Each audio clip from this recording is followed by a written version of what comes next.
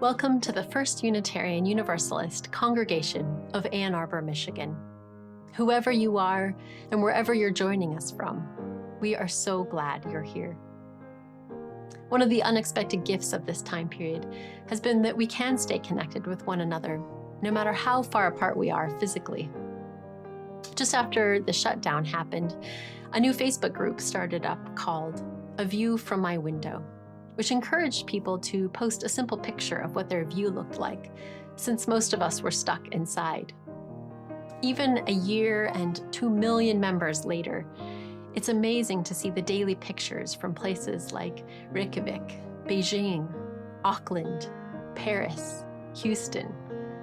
It fills me with so much awe and gratitude for all the diversity and beauty in our world. In that same spirit, if you're joining us live and you like using the chat feature, we invite you to write a few words now in the chat about what your view looks like. Or you can post a picture of your view after the service in our Facebook group. These small moments of connection make all the difference. Of course, another gift of this time period is that we're no longer bound by strict schedules. Those of us who couldn't join on Sunday mornings in person can now watch services anytime, and we know that many people do. But if you'd like to join on Sunday mornings, this is just a reminder that next week is daylight savings time. And while none of us needs to lose an extra hour of sleep, at least if we can remember to turn our clocks ahead, we can be together in this space and time on Sunday. Daylight savings time is also a reminder that we are now in the month of March. And our theme this month is March as a verb. Not the physical action of marching, but rather the spiritual action. Acts like showing up, speaking out, bearing witness, and so much more. Today, we will be exploring what it means to march for justice and how we can show up for our commitments. One of the ways that we show up for one another each week is by beginning our time together with a chalice lighting. The chalice is a symbol of the flame of truth and hope held by the wider cup of community. It's also a reminder of our connections to Unitarian Universalists all over the world. So I invite you to join me now by lighting a chalice at home or just by lighting a chalice in spirit.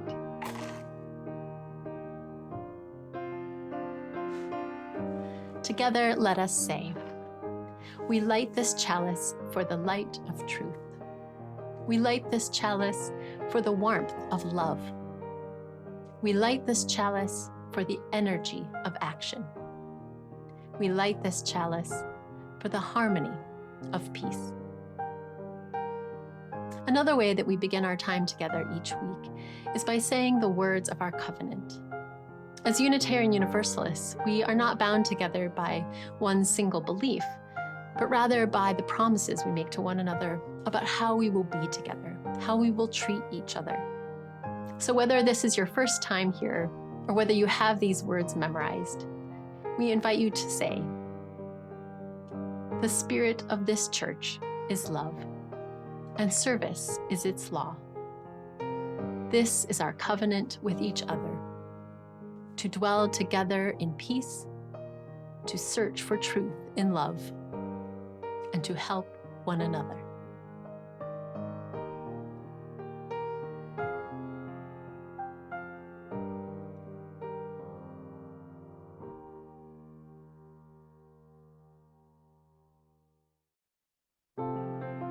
Sometimes the difference between justice in the world today and not is whether or not we decided to speak up and sing out. So sing with me. We are a gentle, angry people, and we are singing, singing for our lives. We are a gentle, angry people, and we are singing, singing for our lives. We are a justice-seeking people. We are a justice-seeking people, and we are singing, singing for our lives. And we are young and old together, and we are singing for our lives. We are a land of many colors. We are a land of many colors, and we are singing for our lives. And we are gay and straight together, and we are singing for our lives. Our separate fires kindle one flame in dazzling difference and common purpose. Let us rise again with our voices, the gentle, loving people that we are. We are a gentle, loving people, and we are singing for our lives. We are a gentle, loving people, and we are singing for our lives.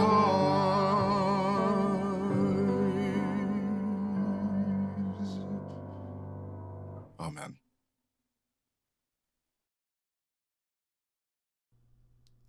As a part of our Sharing the Collection practice, we connect with another organization of justice-seeking people in the community. We're trying to do our part to promote the well-being of our neighbors. And in so doing, we remember the only truth likely to save us should we truly believe it in time. That we are not our own, that your joy is my strength, that together there is plenty of love, plenty of power, and plenty of money to cause a revolution of love among us and for all creation. And that possibility starts with these relationships of mutual support. Have you ever been to summer camp? For many, for so many, a place full of exploration and learning. Sure, it can be a lot of fun. And also, for so many, the gateway to friendships and social learning, resilience, independence, teamwork, and responsible self-motivation. An organization called Summer Camps Scholarships is helping young folks in Washtenaw County who need help to afford this possibility in their lives. This is one of the ways we can take responsibility for the welfare of our families with low income, young people in foster care, and unhoused children in our community. Will you help us make a difference to these, our youngest neighbors? Will you help us to care? If you can give, I urge your grace and generosity here now and always. Visit UUAA.org/giving. Thank you.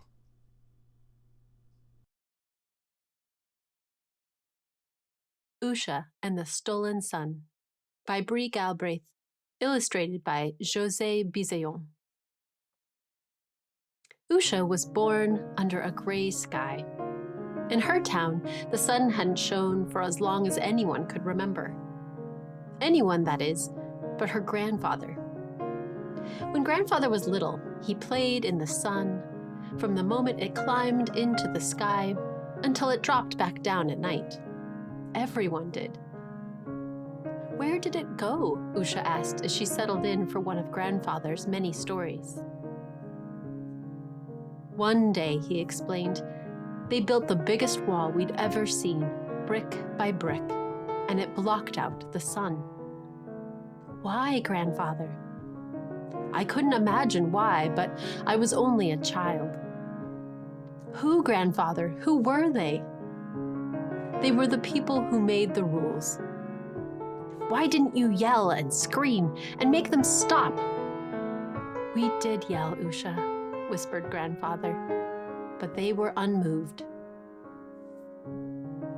Each time her grandfather told the story, it became harder and harder for him to remember. It's been too long, my Usha. Grandfather told her. I'm afraid I will never feel the sun again. Usha decided to do something. Working from her grandfather's stories, Usha began to walk east in search of the sun. On the first day, she saw clouds pouring rain into puddles as big as swimming pools. On the second day, she walked through a forest of fog as thick as soup. On the third day, Usha saw something that stopped her in her tracks. She gave it a sniff. Was this the smell of sunshine? Usha hurried onward until night fell. Exhausted, she laid her blanket next to an enormous rock and fell asleep. The next morning, Usha opened her eyes. She couldn't believe what she saw. It wasn't a rock she was curled up against, but a wall. Usha pushed the wall. She kicked the wall. And she tried, without any luck at all, to climb the wall. Finally, Usha faced the wall and said, "Wall, I have come all this way. Now move." The wall didn't respond. "Wall," said Usha, louder this time, "you're in my way. Now move." Nothing happened. "Wall!" Usha shouted at the top of her lungs. "Move!" A brick began to wiggle. "Who said that?" asked a voice from behind the wall. Usha imagined one of the people from her grandfather's stories. "I am Usha." The brick stopped moving, and Usha saw another brick shift back and forth. "Why are you yelling?" asked another voice. "I am here for the sun," Usha shouted. The brick was rammed back into place. Out of breath, Usha remembered what Grandfather had told her. He had yelled, but they were unmoved. Usha studied the wall. Then she whispered, "I want the sun." Several bricks began to shift. "What did she say?" asked a boy. "Shh, I can't hear her from behind this silly old wall," said another voice. "I am here for the sun," Usha sang quietly into the wall. Then she began to share Grandfather's stories. Some were sad and made Usha cry. Others were funny, and she laughed aloud. Many of the stories made Usha angry.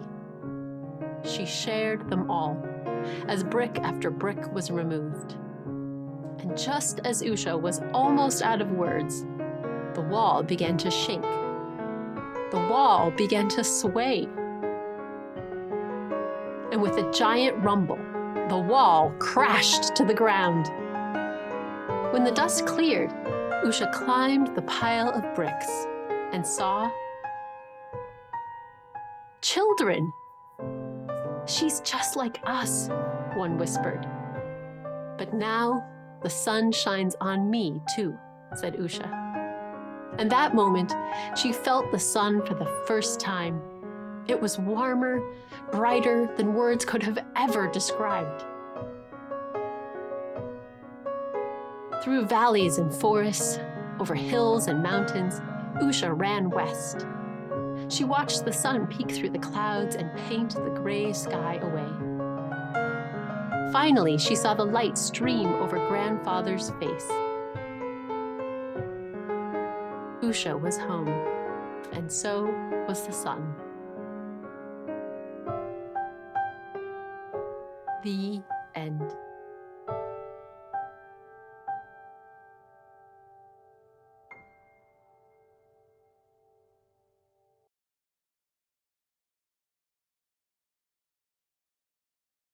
This is a story from the beginning of my life. A story from the 10th year. This ancient story from the year of our Lord, 1995. Now, you need to know, to understand this story, that it was suggested to me by all the members of my family several times that I was born at the age of 65. And I'm very proud of that to this day. I think they were saying that I came with a wisdom, I hope they were saying that, and a will to be slower on purpose. That was certainly true. And I came with an English that seemed to suggest I knew exactly my place in the world. You might imagine that kid. So here I am in 5th grade in 1995, and my mother's husband, my stepfather, James, announced to the household that Louis Farrakhan has called for a 1,000,000-man march, a march of Black men all around the country to assemble in Washington, D.C., at the mall and gather together. And he said, "You're going with me." Okay, so the problem is I had had perfect attendance every single year of those 7 years that I mentioned earlier. And when you started your first year in the Baltimore City Public Schools at that time, the first year of public attendance, they would give you a beautiful, tiny certificate that said perfect attendance. And each year, you gained 1 more year of perfect attendance. The certificate you got was bigger than the last one. I was on my 7th year and was in no position to give up the prize that was just in reach. And so he announces, "We're going to the 1,000,000-man march, and you're coming with me." But it's on a school day, so I say to him, "James," and I do say James, I don't know how, it doesn't matter. "James, I will not be attending the 1,000,000-man march," I said. "I have school and perfect attendance." Right. So each day, because there were a couple months in between this announcement and the actual march, each day he tries a different way of saying, "We are going to the 1,000,000-man march and you are coming with me."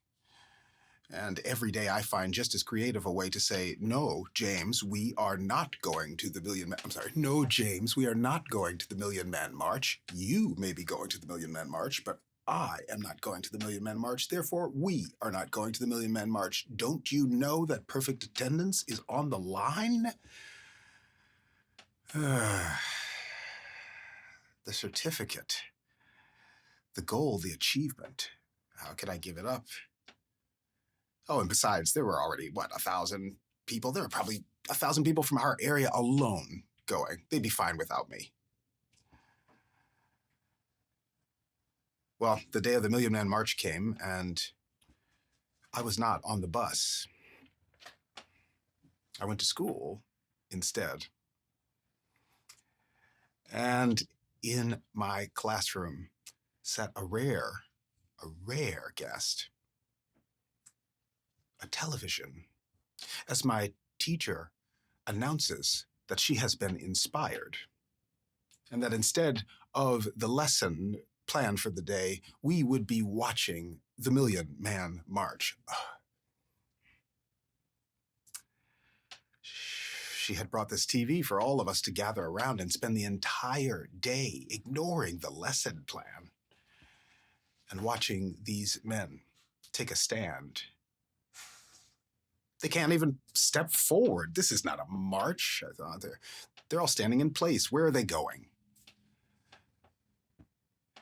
And I don't remember a single word that was spoken that day of watching TV. I don't remember a song.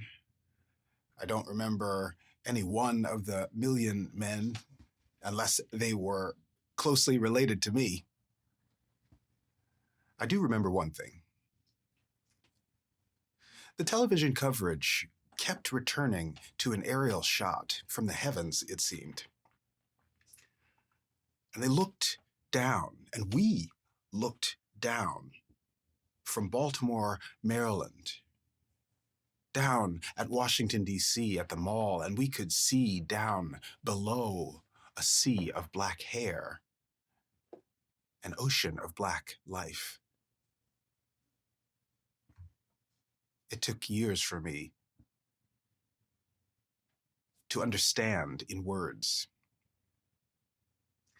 But this time, the words have come. I needed to go to the Million Man March. So did the hundreds of thousands of people who went. Not because anything was going to change that day from us showing up, but because one person from above, at a distance, is a single pinprick. But 100,000 of them changes the news of that day. 800,000 of them change the day entirely. 1,000,000 is a sea of whatever they decide to stand for. And in that sea, America would know that day that Black men were standing for justice. They were showing up for love on a day when, like so many others, all of us could have easily forgotten. How much of a lifetime is there to spend on ephemeral tokens of accomplishment when Black lives wait to matter? Whose, not what, but whose justice will linger idle while we distract ourselves on trinkets of self-satisfaction? Whose liberation is my absence helping to delay? Yes, and what would happen if justice could be sure that if it called, we would put down the paper and bring the first fruits of our living to the tasks which bring ingredients for a revival on earth for all her creation? What do I cherish that I would need to give up? Who gets a chance at life when I show up with an open enough mind to be a change in the world, at least as much as I try to make one?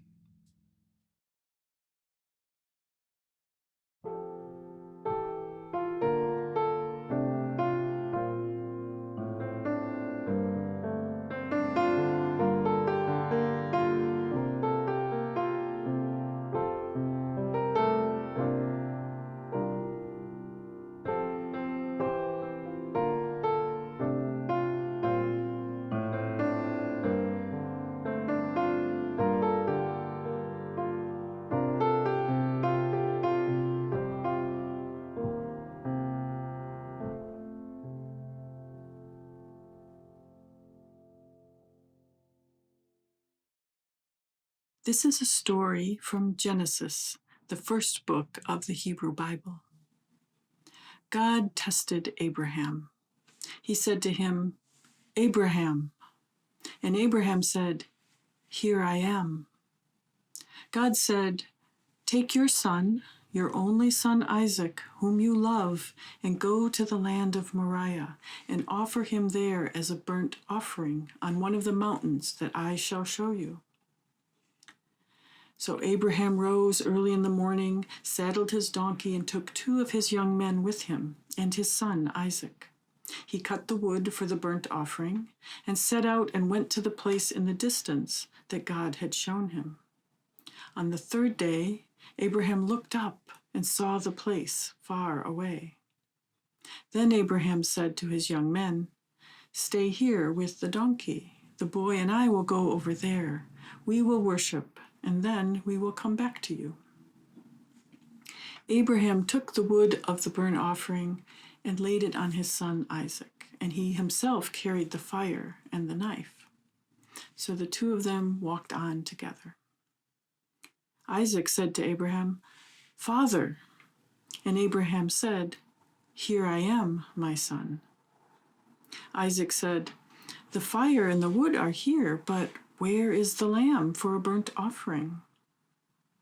Abraham said, "God himself will provide the lamb for a burnt offering, my son."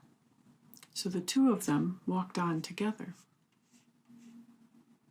When they came to the place that God had shown him, Abraham built an altar there and laid the wood in order. He bound his son Isaac and laid him on the altar on top of the wood.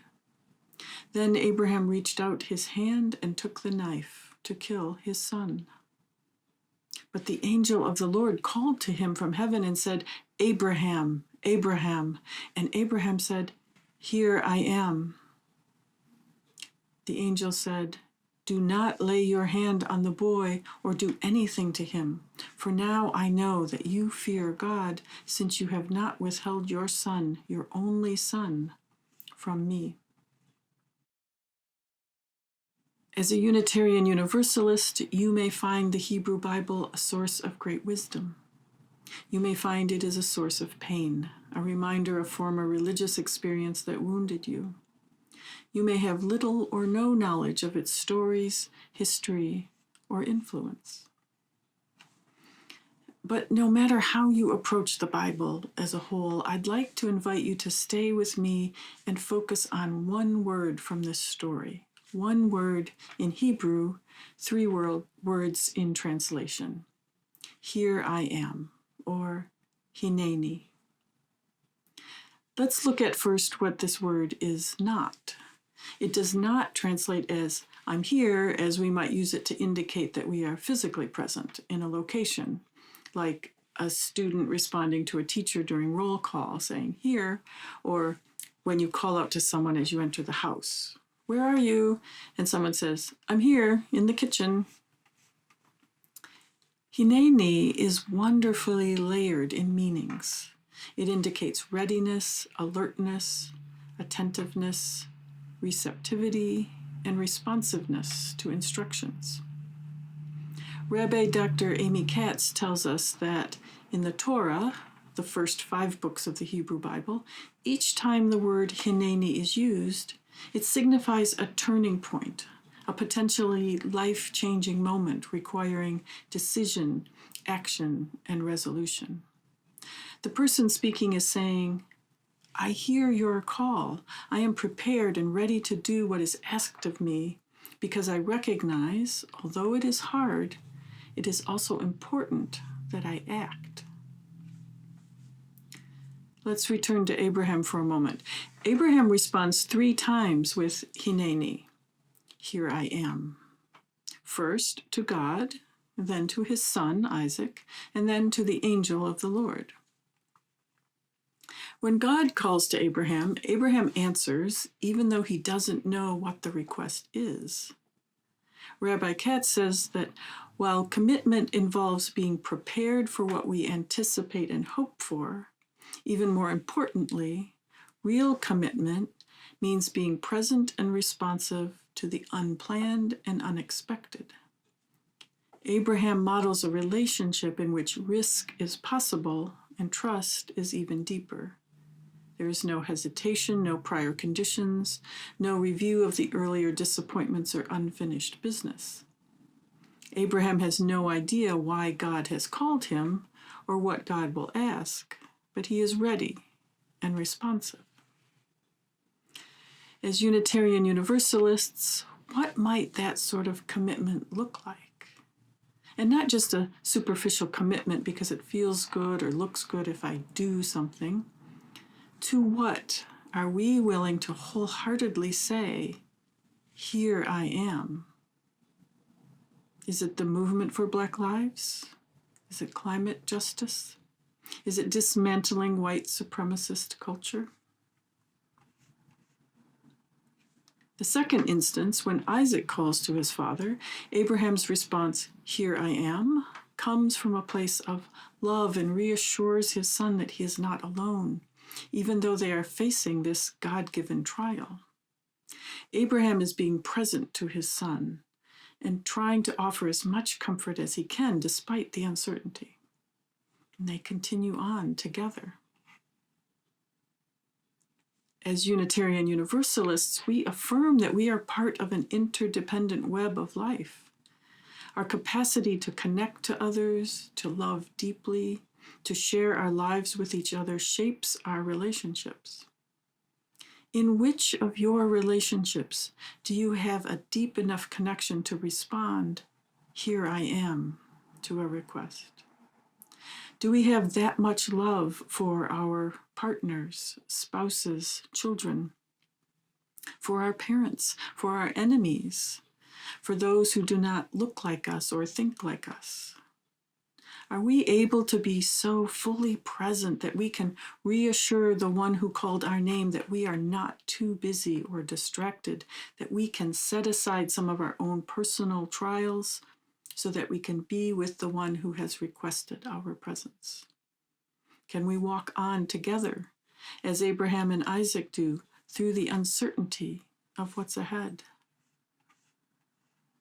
And the third instance, the angel calls Abraham twice, just as he is about to sacrifice his own son. What Abraham sees before him is anguish, hurt, and injustice. The almost sacrifice of Isaac is a test for Abraham, which he passes at the moment he answers the angel's call. He is asked to witness the violence his own hand is capable of, and then to choose another path. He is asked to acknowledge that his actions are destructive, not constructive, and he must change course. Are we in a position to do the same? Do we even notice when our own actions are destructive? And if we do notice, do we have the strength to hear the call that gives us the option to change course? What does it feel like to know commitment so deeply? To what or whom do you answer, "Here I am"? Hineni.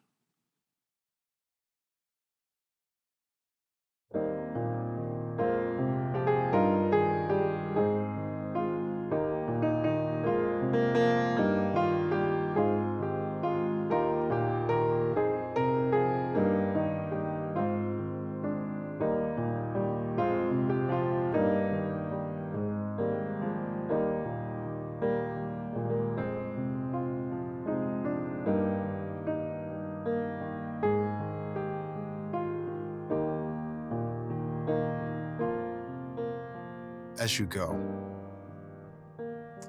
here are words from Sean Parker Dennison, a dear friend. Letter from our better angels.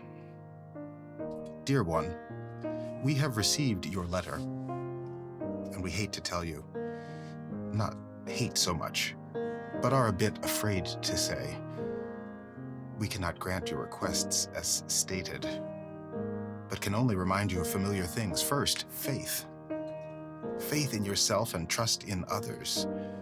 We know it can be terrifying to be vulnerable, but only when you share your softest side will we be able to break through. Next, hope. Hope is not an empty fairy tale. It is the true story of all the times human beings like you have found a way to create the future, though you didn't know how. And of course, love. Love demands that you cherish all people, not just yourself and safety. Love that is not satisfied until every argument ends abruptly when one child says, "That hurts." There is so much to learn and relearn. The world teaches you to be hard, to negotiate and defend, to avoid giving too much, and to the wrong people, there are no wrong people. You also are not wrong. And when you encounter the poor, the broken, the unhoused, and unwelcome, you are looking, if you pay attention, at us. Calling to you, calling you to answer your own prayers. If you want to change the world, first, be sure you are changing yourself. Be tender, be kind, be at peace. Be all the things you wish for. Be your better self. It isn't without cost, but it will be free.